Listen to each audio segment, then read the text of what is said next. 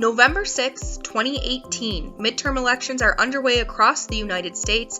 History was being written as the election saw the most women ever running for office. As the results came in, history continued to be captured as the United States was sending the most women to Congress ever in its 242 years as a country. It was also the first national election since Hillary Clinton lost her bid for the presidency just 2 years earlier. She was the first woman candidate nominated for the presidency by a major political party. And to all the women, and especially the young women, who put their faith in this campaign and in me, I want you to know that nothing has made me prouder than to be your champion. I know we have still not shattered that highest and hardest glass ceiling, but someday someone will, and hopefully sooner than we might think right now.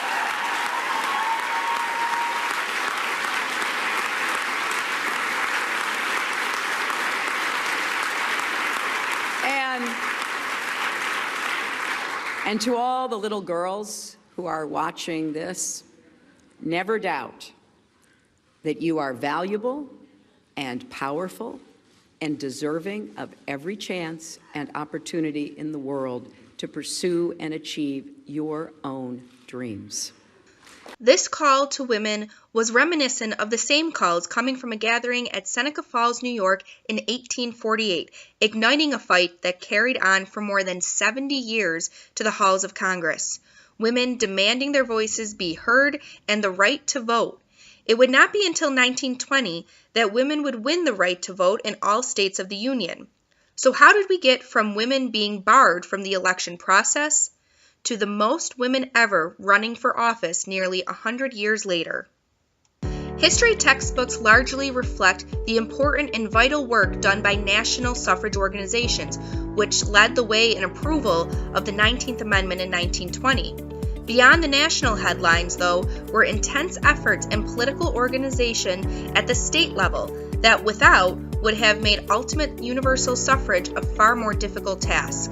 Women's right to vote is synonymous with the movement's initial leaders Elizabeth Cady Stanton and Susan B. Anthony. However, neither Stanton nor Anthony would live to see nationwide suffrage for women. The turn of the 20th century brought about new leadership in the women's movement and a necessity to reignite the call, Votes for Women.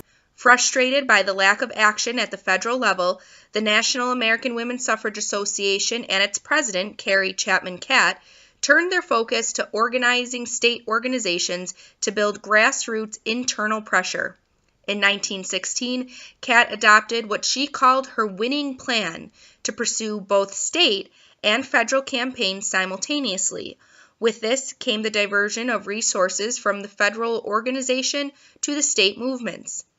In her presidential address to the National American Women's Suffrage Association, Catt encouraged state suffrage leaders, saying, "Your campaign may win the promise to safeguard your election from dominant parties.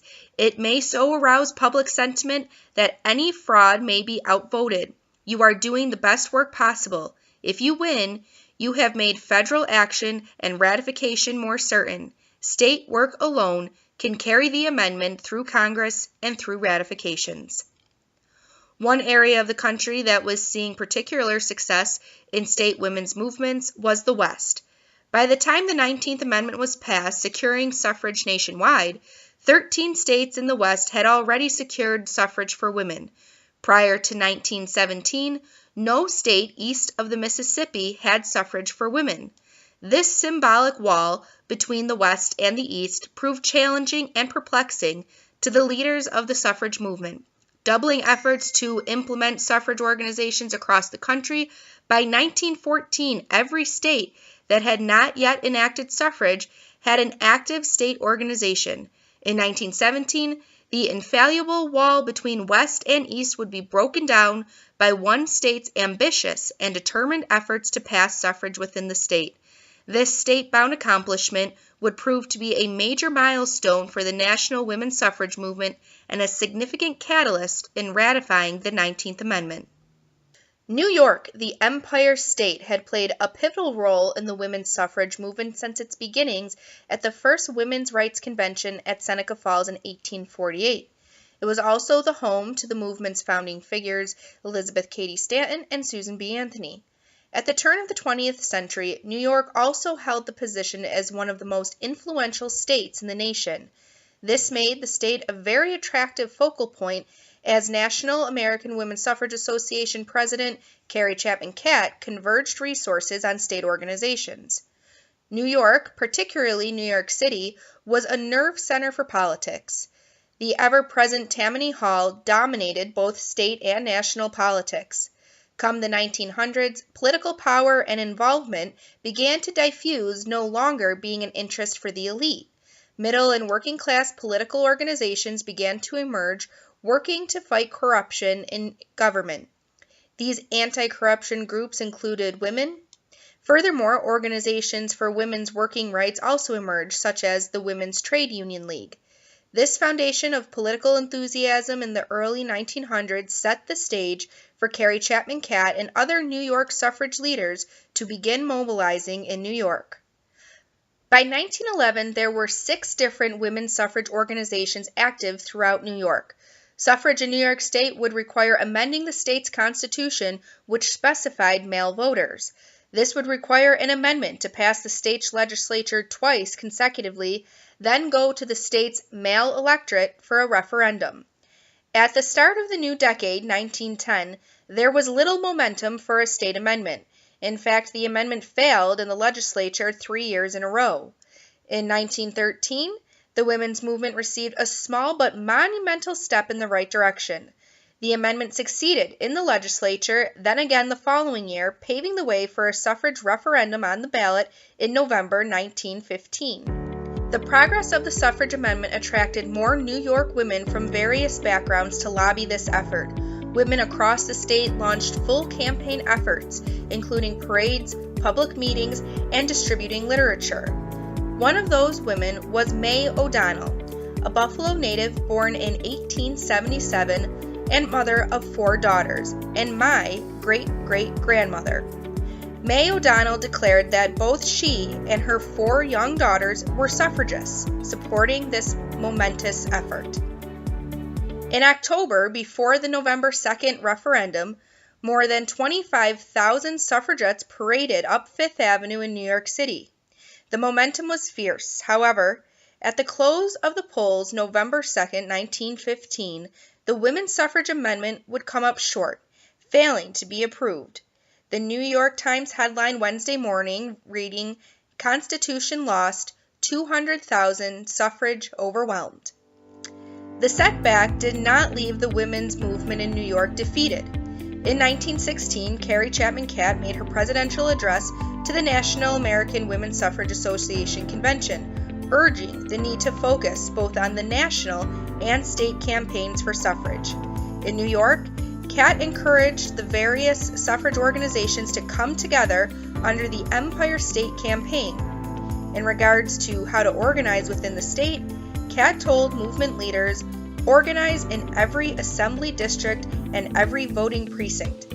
It is the only way to make our appeal invincible. Swell the army, then set it upon the trail of every legislator and congressman, for they alone hold the key to our political emancipation." In March 1917, the New York legislature approved to have the amendment put forth for referendum that coming election.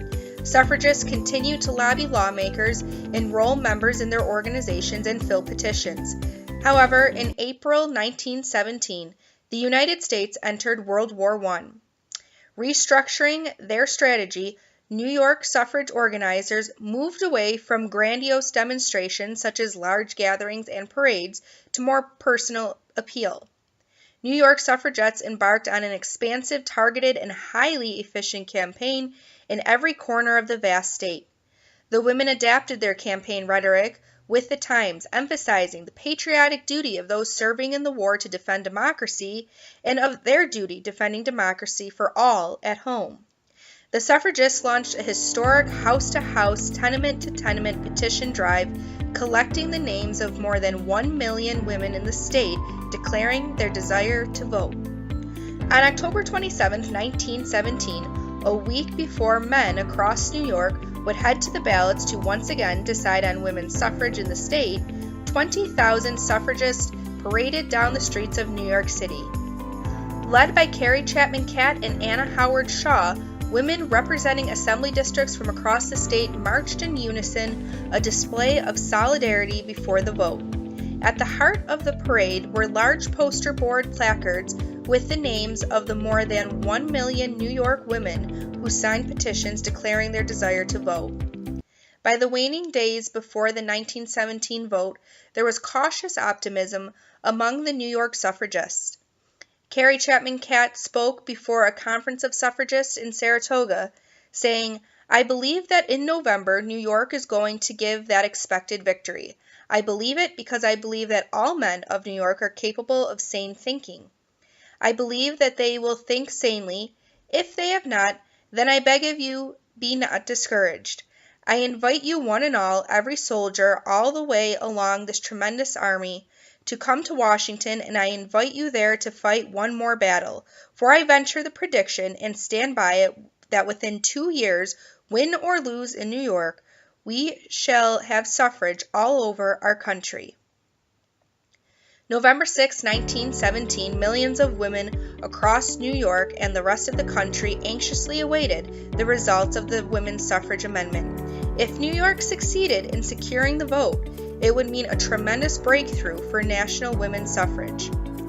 "Women's suffrage wins," read the headline Wednesday morning. The women's suffrage amendment had been approved by more than 100,000 votes. The vigorous campaigning and lobbying had succeeded. Jubilant cheers rang out from suffragists across the state, both for their victory and what this could mean for the nation. The Empire State passing equal suffrage was accepted by the politically wise as the handwriting on the wall, noted suffrage lobbyist Maud Wood Park. While 11 other states in the nation had granted suffrage prior to this, Carrie Chapman Catt acknowledged that New York was a tipping point for the movement, describing the campaign in New York State as the decisive battle of the American women's suffrage movement. In 1920, the United States Congress would pass the 19th Amendment to the Constitution, stating the right of citizens of the United States to vote shall not be denied or abridged by the United States or by any state on account of sex. New York was the 6th state in the nation to ratify the amendment. The goal of more than 70 years and millions of women throughout the United States had finally been realized. Right now, we sit just around the corner from the centennial celebration of ratifying the 19th Amendment in 2020. In less than 100 years, the country has seen a tremendous push by women to continue efforts of equality. Since then, we have seen the first woman appointed to the Supreme Court of the United States, the first woman to serve as Secretary of State, the first African American woman to be elected to the United States Congress, the first woman Speaker of the House of Representatives, and the first woman to be nominated for president by a major political party. In 2017, New York celebrated its centennial of the passage of women's suffrage and recognizing the significant role this historic moment played in ensuring all women have access to the power to vote.